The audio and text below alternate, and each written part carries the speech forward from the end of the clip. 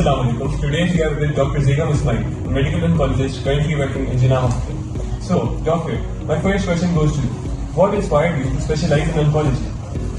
Basically, it's a very rare field, and there are very few people who are working in this field, and that's fascinating to come in this field so that I can help the people. Thank you. What challenges do you face in the field on daily basis? Currently working in Pakistan, the most important thing is most of the patients presenting in late stages, and they lack awareness. And in oncology, we say if patient presenting early stages, that can be cured. But when patient came in stage 4, like the advanced stage, then it's become incurable. So most of the people in Pakistan are belong from low middle income. So mostly they present because of lack of awareness in the later stages, and we can just offer them palliative care. What are the most common types of cancer you see in your practice?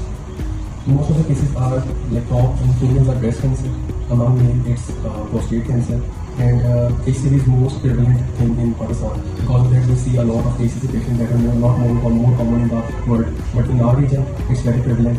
In among we see head and neck cancer, lung cancer, these are the most common cases. What role does early detection play in cancer treatment outcome? I think it's the most important part in oncology field. As I previously answered in my previous question, that if patient presenting early stage, then it's curable. If I just say like lung cancer, breast cancer, or any cancer. If it's presenting stage 1, 2, 3, mostly they are curable. But if they present in stage 4, then like it's very unlikely that we can cure them. We can just offer palliative care. So most important thing is to detect cancer in early stages. How do lifestyle choices such as diet, exercise, smoking influence cancer risk? They do impact in our patients in terms that smoking is a very reasonable risk factor for lung cancer. As I mentioned that we have very presence of head and neck cancer. So betel nuts, they are the most common reason. So and breast cancer patients, the most patients are obese. They have specific subtype for breast cancer. So lifestyle modification play a very important role. Industrial waste, smoking, basically these are the most, like you can say, important risk factors that can cause oncological disease. So what are the biggest challenges patients face during the cancer treatment? As we belong to a low middle income country, the most I think important factor is the financial challenges.